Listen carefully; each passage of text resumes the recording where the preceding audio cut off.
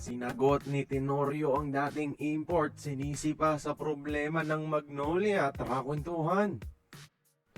Nagsimula na nga ang sagutan ng dating mag-coach na si LA Tenorio at former import na si Nuni Omot ng Magnolia.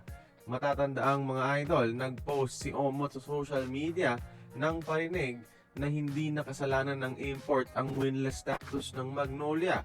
Umani ito ng maraming pagsang-ayon sa mga fans na hindi talaga si Omot ang problema sa koponan. Ngayon si LA naman may sagot dito.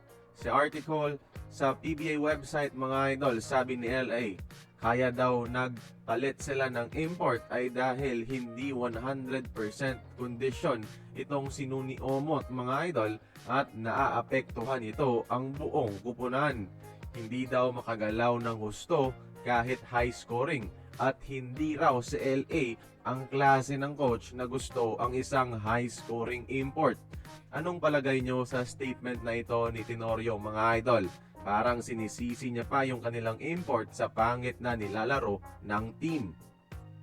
Dagdag pa nito mga idol ay hindi alam ng Magnolia na may problema pala sa tuhod itong si Nuni Omot bago ito dumating sa bansa. At ibang-iba yung aggressiveness ni Omot noon na panay sa laksak kumpara ngayong conference na mas more on jump shot. Pero kahit more on jump shot yung import mga idol, siya pa rin ang top 3 highest scoring import sa PBA conference at siya ang number 1 most efficient import mga idol base sa kanyang shooting percentage.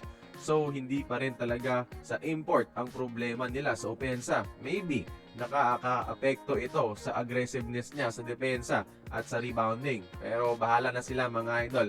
Ngayon, nagsisimula na nga palang mag-ensayo sa kanila ang kanilang bagong import na si Clint Chapman pamalit ni Omot. Kaya kayo mga idol, kanino kayo kampe? Sinong nagsasabi ng totoo? Si Nuni Omot o si Coach LA Tenorio? Kayo nang bahala humusga sa ating comment section. Join the conversation, magkomento lamang sa ibaba.